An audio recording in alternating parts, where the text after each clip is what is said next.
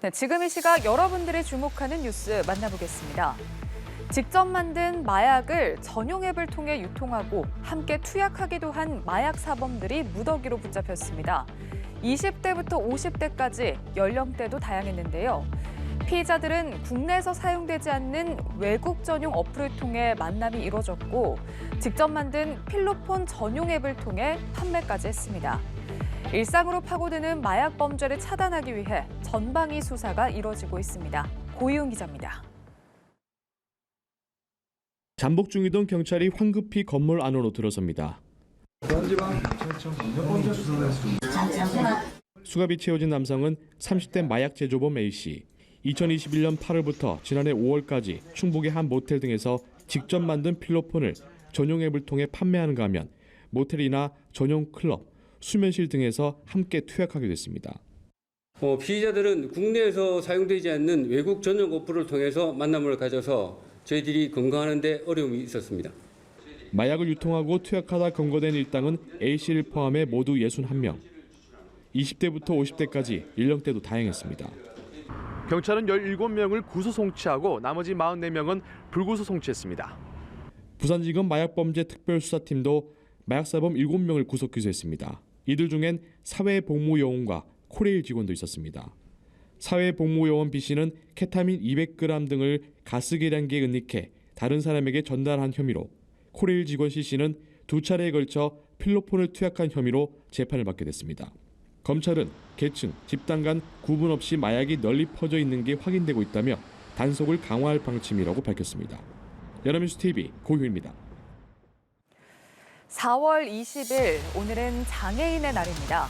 장애인 단체들은 지하철 탑승 시위와 함께 교통약자를 위한 사회적 관심을 촉구하며 시위에 나섰는데요. 교통수단 이용에 교통약자를 위한 인프라는 지속적으로 확충되고 있지만 여전히 이용이 쉽지 않은 게 현실입니다. 시위 때마다 걱정인 시민들의 불편도 커지고 있습니다. 김장현 기자입니다. 70대 김현순 씨는 일주일에 3번 지하철역으로 출근합니다.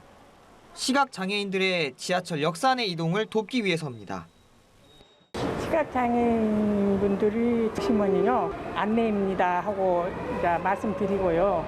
팔을 내줍니다. 어디를 잡으신다고 차를 태워드리고 앉게끔 해주시고 좀 불편하지 않게.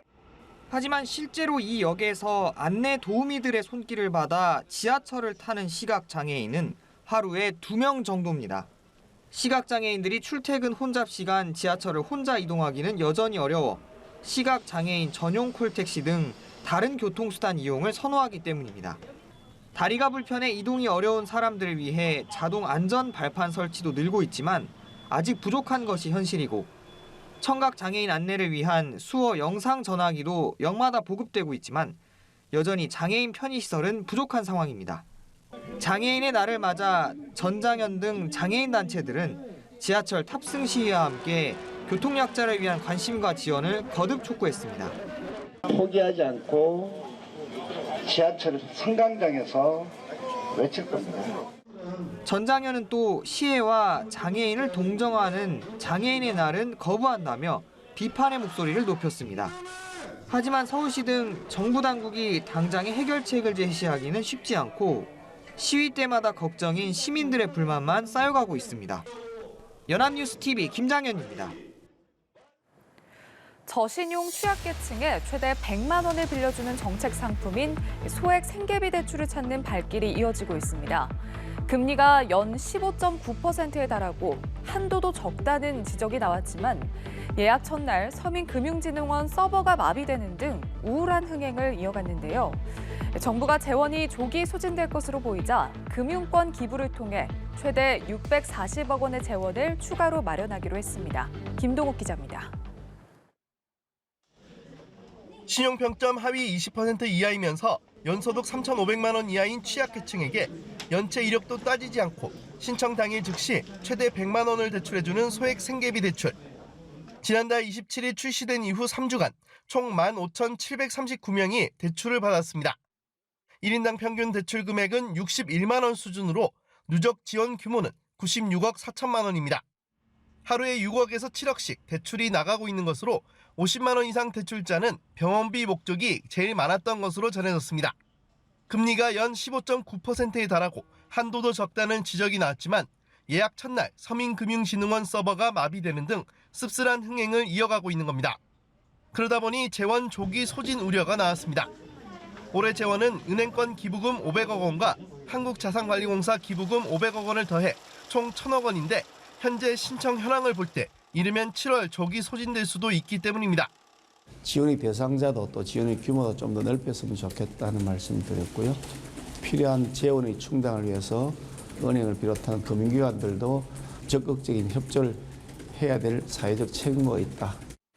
그러자 금융위원회는 금융권이 기부 의사를 밝힌 263억 원과 향후 기부 예상 금액 377억 원 등 최대 640억 원의 재원을 추가 투입하기로 했습니다.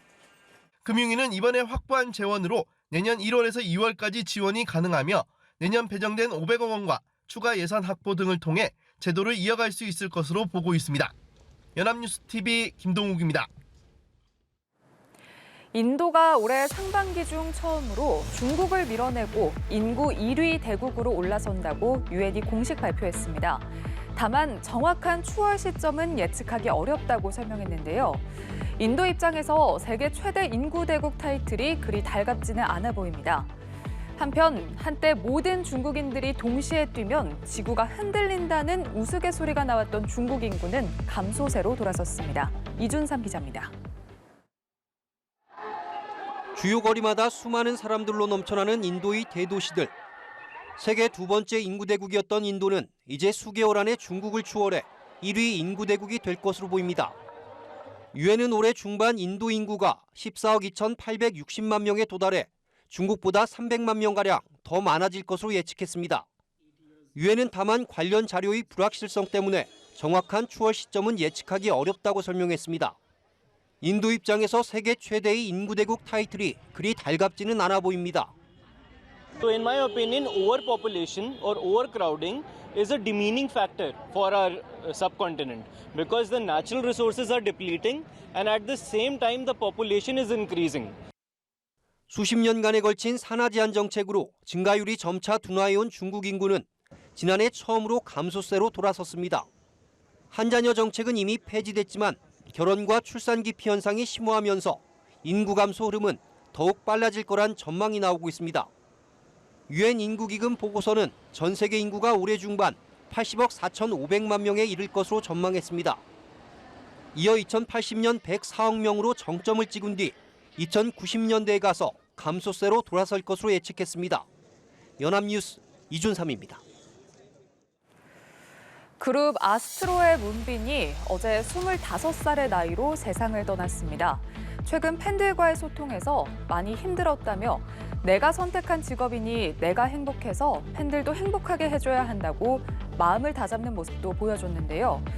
문빈은 지난 1월 앨범을 내고 최근까지 활동을 이어왔던 만큼 팬들의 충격은 더 컸습니다. 장례는 비공개로 조용히 치러질 예정입니다. 신세롬 기자입니다.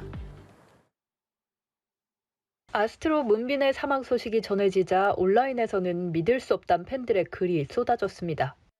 문빈은 올해 1월 유닛 문빈 사나로 세 번째 미니 음반 인센스를 내고 불과 2주 전에도 태국에서 팬 콘서트를 했습니다. 다음 달 부산에서 열리는 드림 콘서트 무대도 예정됐던 만큼 팬들의 충격은 더 큽니다. 갑작스런 비보의 소속사와 멤버들도 큰 충격에 빠졌습니다. 한편 최근 문빈은 방콕 일정 후 라이브 방송에서 사실 많이 힘들었다고 고백하며 이제 운동도 하고 하나둘씩 놓치고 있는 걸 하려고 한다. 내가 선택한 직업이니 내가 행복해서 팬들도 행복하게 해줘야 한다고 마음을 다잡는 모습을 보이기도 했습니다. 지난 2016년 그룹 아스트로로 가요계에 데뷔한 문빈은 메인 댄서와 서브 보컬을 맡아 활발하게 활동해왔습니다. 문빈의 빈소는 서울 아산병원 장례식장에 마련됐으며 발인은 22일입니다. 소속사 측은 유가족의 뜻에 따라 장례는 가족, 친지들과 회사 동료들이 참석해 최대한 조용하게 치를 예정이라고 전했습니다. 불과 25살의 나이에 안타깝게 세상을 등지기까지. 아파도 아프다고 마음껏 털어놓지 못했던 스타들. 6년 전 샤이니의 종현도, 4년 전 설리도 그렇게 떠났습니다. 연합뉴스TV 신세롬입니다.